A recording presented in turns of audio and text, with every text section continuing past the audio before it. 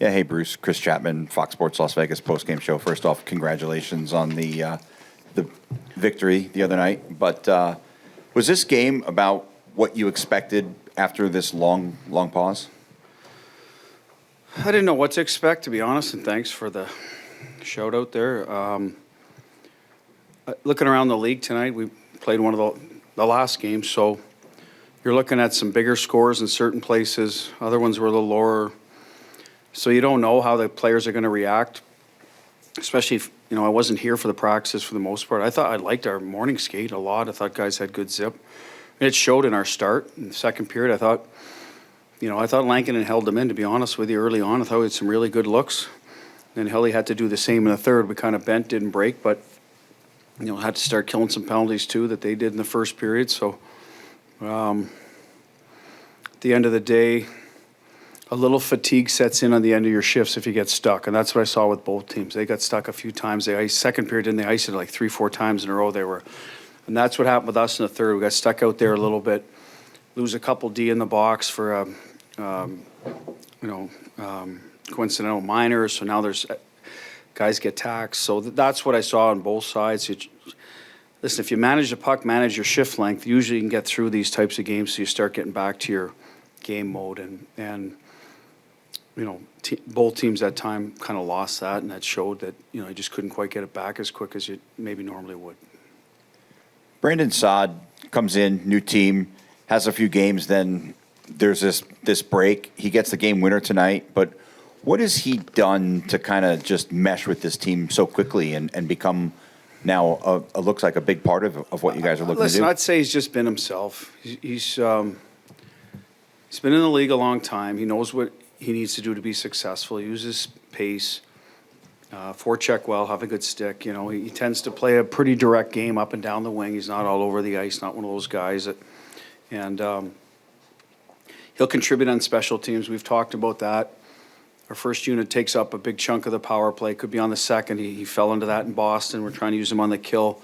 Looking at Lavoie on the power play a little bit. That's something he brought on his resume from the American League. We want to see if that translates here. So there's a bit of that. And he's been great, a good pro, practices well. I think he fits in well the line he's in right now. He knows that it may change, depending on health and what happens down the road, but been just a consistent, he's that 14, 15-minute guy, and that's what we're honest about, and that's probably what similar role here, but you'll get opportunities to play with good players. Moving Stone away from Jack allows us to balance the lines, and having him with Howie and Saad or Carly and Saad when he's healthy, that so he had good opportunity. I think that was important to him to have a team to come to that has a chance, and he believes that. We all believe that. So you throw all those things together, and that's what allowed us to bring him into Vegas in the first place, and now he's seen it firsthand. That's what we're doing. We're following up on that, and I think he sees a good hockey team that has a chance to win every night and has a chance to win it all. I think he wouldn't know that immediately, but I think he's seeing part of that. The team plays a certain way. 2 years ago, we finished the last team standing, so he understands that, and that's what he wants. And so it's a good marriage for us because we were looking for a little veteran type of guy to help us out. We found him. Danny. Hey, Bruce, Danny Webster, Las Vegas Review-Journal. You talked this morning about how Aiden might be a wild card just because he hasn't played in a long time, but seeing him throughout the tournament, how much did you talk to him about kind of making sure that he stayed engaged throughout? Because obviously he probably wants to go and he wants to play, but not getting the chance to. Did you have conversations with him during that time and just the way that he was able to keep himself upbeat and motivated?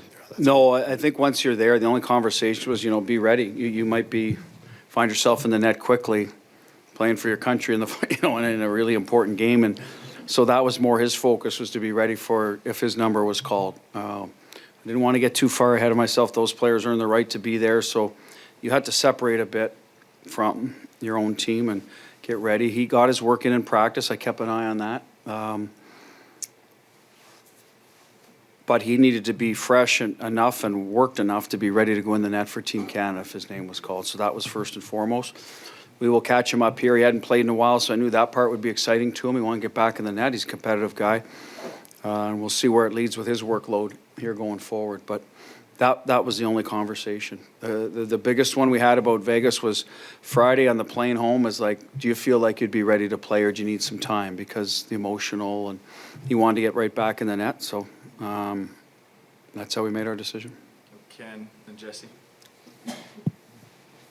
Ken Bolke, Inman, not Vegas. Last couple of games before the break, and then in this one, seems like teams are starting to kind of back off Stone when he's got the puck on the power play. First, am I seeing that correctly? Are you seeing that? And then secondly, what's the adjustment to kind of fix that? So tonight, they covered his outlets, is what their forward ran backdoor with Pav, right? So the low play through the crease wasn't going to be there if they read it quick. Which we've seen against a number of teams where Pav gets that shot from the weak side low. They kind of shrunk into the middle on Hurdle. I think there was an opportunity to hit it quick, but they had good sticks too. The play eventually was through the seam to Hanifin. He kind of slides in the back or move Hurdle like we did in Boston, into Pav's spot as there was a switch. So we didn't make that quick enough, to be honest. Yet we did hit Hanifin, I think, on the second power play. So there was some, and I think then it has to go back to Jack, and he walks up higher and looks for a play to Hanifin or a shot to the net, and put Stoney net front for a screen. So those are the adjustments you can make. I think Jack did try to shoot it through the screen once. It got blocked and went into the netting. Hanny had a chance. We never really got it into. I think one went into Hurdle. So it's a tough part. You still want to be true to what made you successful without over-forcing it, but you may have to take a shot in there, and we did, and one got through to him. We didn't get the goal from it. The other ones didn't.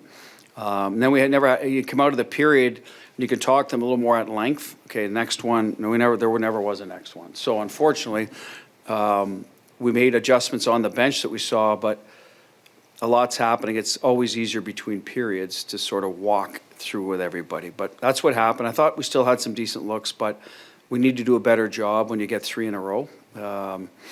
And I also give their goalie credit. I mean, he played pretty well, and it wasn't like we had nothing and we were not executing well. We just didn't make the last play.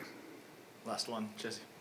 Jesse Granger with The Athletic. On Sod with Stone, we saw Stone, how much success he had with Chandler Stevenson's speed through the ice. And obviously Sod's on the wing, but is that speed part of why you like that combo? And do you think that could be a long-term thing? Yeah, Stoney's always good with speed. Howie brings it in the middle. Sad will have it on the left.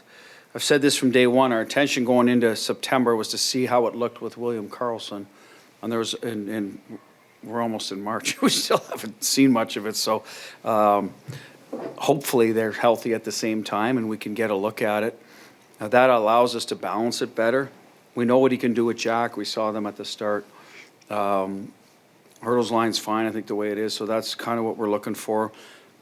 But yes, we want speed with Stoney, and we're just not sure how it's going to land right now. But Sad certainly brings that, so I think it could be a good fit. Who's going to go in the middle? Time will tell.